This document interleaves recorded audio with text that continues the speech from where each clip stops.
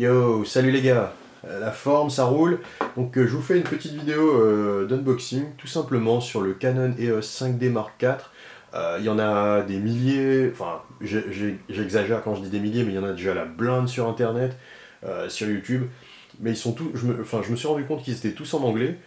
Du coup je vais en faire, je vais en faire un en français, tout bêtement, pour celles et ceux qui sont pas forcément bilingues, qui ont peut-être du mal avec l'anglais. Je vous en fais un vraiment super rapide, expéditif, mais en français. Du coup, quand vous recevez, enfin pour celles et ceux qui se demandent ou qui se tâtent pour aller acheter un Canon EOS 5D4, quand vous allez l'acheter, normalement, comme moi j'ai pris le boîtier nu, vous allez recevoir la boîte de ce type. Quand vous l'ouvrez, vous avez la courroie notée avec le super sigle Canon EOS 5D Mark IV, le truc qui se voit à 10 km à la ronde, qui donne à certaines personnes l'envie de te tabasser pour te piquer ton boîtier. Donc je vous déconseille de porter ça les gars, si vous voulez pas vous faire chourer votre boîtier, mettez pas ça, hein, ou foutez-le à l'envers quoi. Si vous êtes comme moi et que vous faites à peu près 50 kg tout mouillé, marchez pas avec ça. Ensuite vous avez tout simplement tout ce qui est câble HDMI, il y a l'adaptateur secteur. Qu'est-ce qu'il y avait d'autre dedans? Ouais, le chargeur, quoi, le chargeur de batterie. Une batterie LPE6N. Oh, vache! Désolé. Une batterie LPE6N. Et il n'y a plus rien d'autre. Bien sûr, il y avait le boîtier dedans, emballé dans tout ce qui est. Il y avait un petit sachet comme ça, sachet plastique.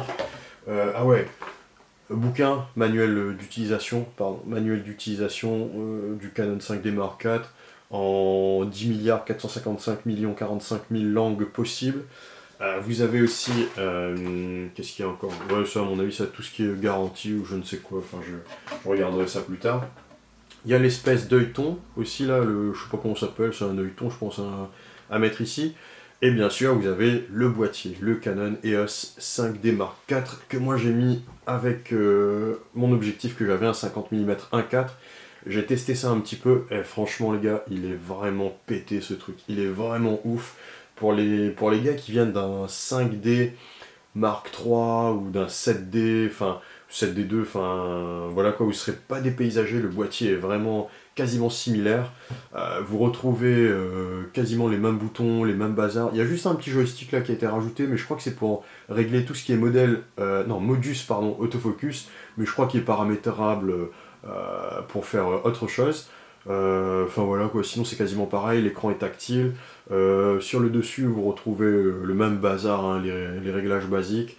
Enfin voilà quoi. Après, quand vous l'allumez pour la première fois, le gars il vous demande, enfin le boîtier pardon, c'est pas un gars, c'est un boîtier, on est bien d'accord. Il va vous demander de régler la date, l'heure, la langue du boîtier, enfin tous ces trucs là.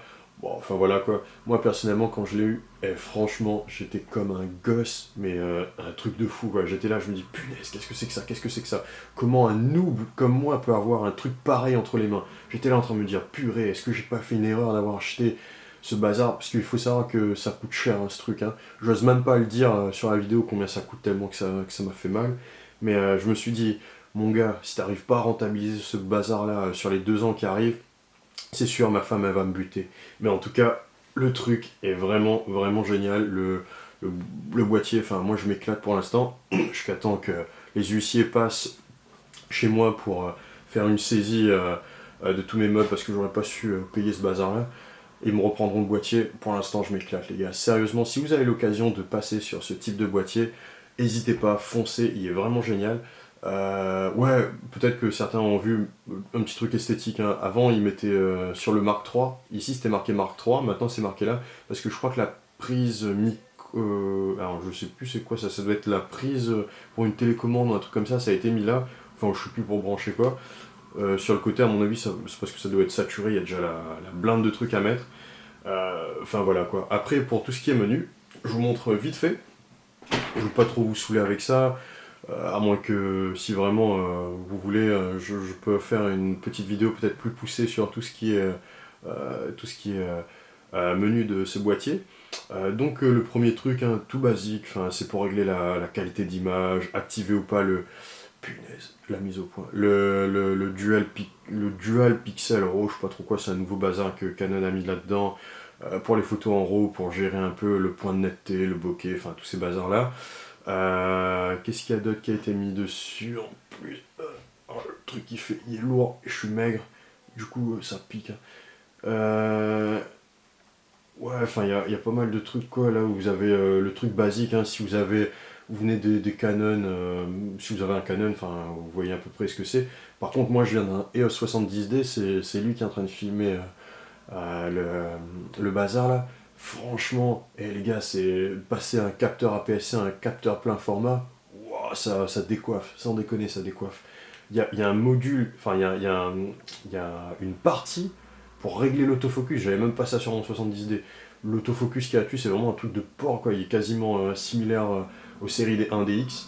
Et c'est vraiment. J'ai testé un peu ce week-end, et franchement, les gars, ça pète. C'est vraiment impressionnant. Après, voilà, vous avez d'autres types de réglages sur les alertes de surexpo. Ça, je crois qu'il y a, oui, le traitement des images RAW, enfin, tous ces bazars-là. Les réglages, formater la carte, attention. Enfin voilà quoi, il y a plein d'autres types de réglages dans le menu. Le menu est tactile. Moi, j'utilise pas trop, enfin, c'est rare que j'utilise le tactile en photo. Des fois, quand j'ai la flemme de faire une mise au point ou quoi, tac, tu touches dessus. Mais ça fait un peu plus enfin, ça peut faire gadget, mais ça peut aider aussi dans certaines conditions. Moi, personnellement, je l'utilise pas trop. Pour l'instant, après, peut-être que plus tard, j'utiliserai, je trouverai un peu plus d'intérêt. Mais pour l'instant, ouais, ça me mange pas plus que ça.